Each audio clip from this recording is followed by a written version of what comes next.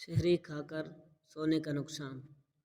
जो लोग शहरी खाकर सो जाते हैं उनके साथ क्या होता है खुद ही देख लें। शहरी अगर ना की तो रोज़ा रखा जा सकता है या नहीं। बिस्मिल्लाहिर्रहमानिर्रहीम। हज़रत आयशा रज़ियल्लाहु तआला अन्हा की मशहूर रिवायत है जिसका तर्जुमा यह है कि फिर जब मुअज़्ज़िन फ़जर की अज़ान देकर खामोश हो जाता और फ़जर तुलू हो जाती यानी सुबह की रोशनी फैलने लगती तो आप सल्लल्लाहु अलैहि वसल्लम खड़े होते और 2 रकत हल्की यानी फ़जर की सुन्नतें पढ़ते और उसके बाद अपनी दाहिनी करवट पर लेट जाते थे, यहाँ तक कि मुअज़्ज़िन इकामत कहने की इजाज़त हासिल करने के लिए आप सल्लल्लाहु अलैहि वसल्लम के पास आता तो आप सल्लल्लाहु अलैहि वसल्लम नमाज के लिए मस्जिद तशरीफ़ ले जाते। हज़रत उस्मान रज़ियल्लाहु तआला अन्हु से मरवी है, आप सल्लल्लाहु अलैहि वसल्लम ने फरमाया, सुबह की नमाज के बाद सूरज निकलने तक ज़िक्र खुदा में लगे रहना रिज़्क़ के हुसूल में ज़्यादा बाइस नफ़ा है। इस बात के तलब रिज़्क़ में दुनिया के कोने कोने में फिरता रहे। हदीस का मर्तबा मौज़ूए सनद में अबू दाऊद सुलेमान बिन उमर नख़ई है जो कज़्ज़ाब है। तर्जुमा सैयदा फ़ातिमा रज़ियल्लाहु तआला अन्हा बयान करती हैं कि मैं सुबह के वक्त सोई थी कि रसूलुल्लाह सल्लल्लाहु अलैहि वसल्लम मेरे पास से गुज़रे और आपने मुझे पाँव से हिलाया, फिर फरमाया, उठो, अपने रब की तरफ से रिज़्क़ की तक़सीम में शामिल हो जाओ और गफलत शार लोगों की आदत इख्तियार न करो। अल्लाह ताला तुलुए फ़जर से तुलुए आफ्ताब तक लोगों का रिज़्क़ तक़सीम करते हैं। हज़रत अनस बिन मालिक रज़ियल्लाहु तआला अन्हु की रिवायत है जिसका तर्जुमा ये है, तलाश रिज़्क़ की खातिर नमाज फ़जर से तुलुए आफ्ताब तक मत सोया करो। हज़रत अनस से इसकी वजाहत तलब की गई तो फरमाया कि उस वक्त 70 मरतबा तस्बीह तकबीर व इस्तिग़फ़ार करने से रोज़ी में बरकत होती है। हज़रत अली रज़ियल्लाहु तआला अन्हु की रिवायत है, ज़मीन की सतह पर किए जाने वाले 3 कामों की वजह से ज़मीन अपनी तकलीफ़ का इजहार करती है। नाहक खून बहने से, वो गुस्ल जो ज़िना के इर्तिकाब के बाद किया जाए और तुलूब आफ्ताब से पहले सोने से।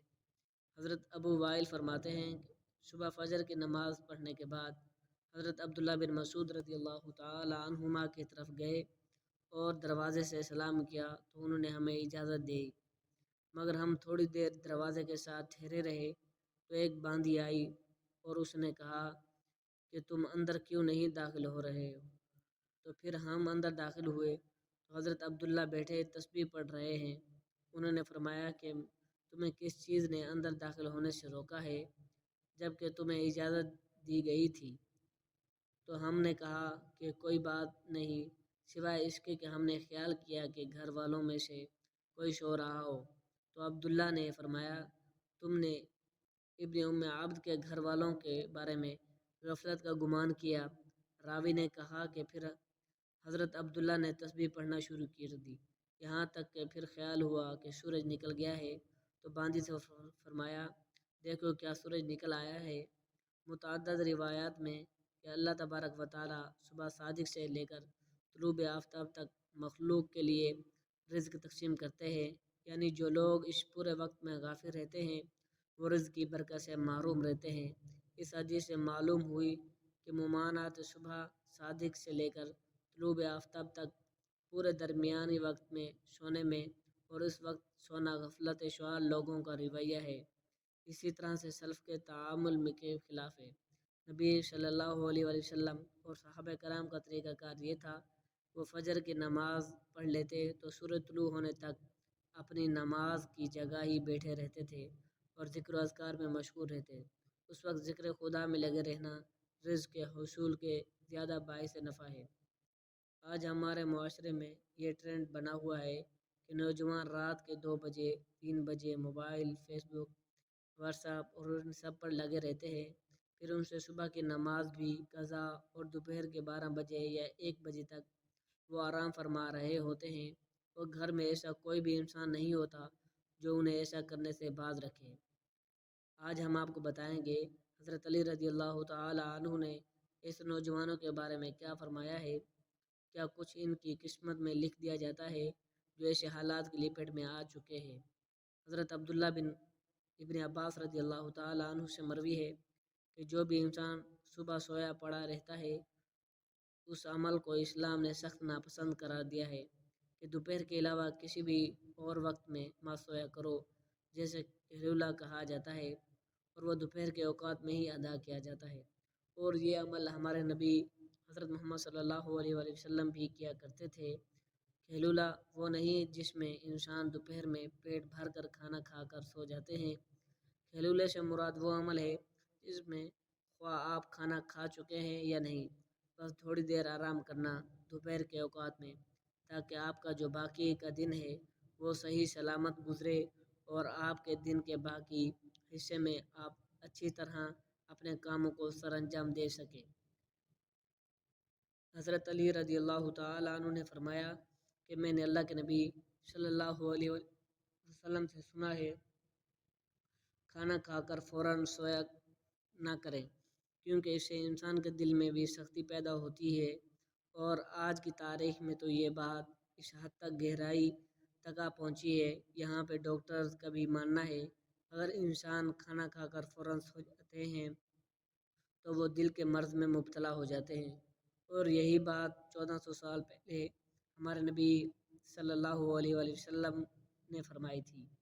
اب آتے ہیں حضرت علی رضی اللہ تعالیٰ عنہ کے ارشاد کی طرف، جو انہوں نے فرمایا تھا جب ایک مرتبہ حضرت علی رضی اللہ تعالیٰ عنہ کی خدمت میں ایک شخص حاضر ہوئے اور فرمانے لگے، یا علی، صبح سویرے جو انسان سویا پڑا رہتا ہے اس کی قسمت میں کیا کچھ لکھا جاتا ہے؟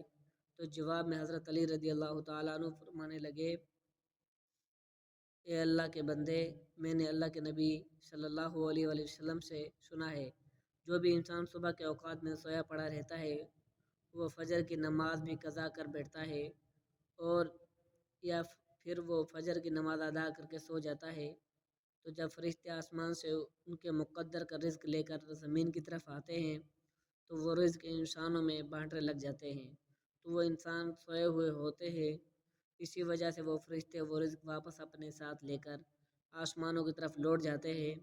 اور جب بندہ نیند سے فارغ ہو کر اٹھتا ہے، بیدار ہوتا ہے، تب ایسے لوگوں کو رزق کی تنگی کی شکایات کرتے پھرتے ہیں۔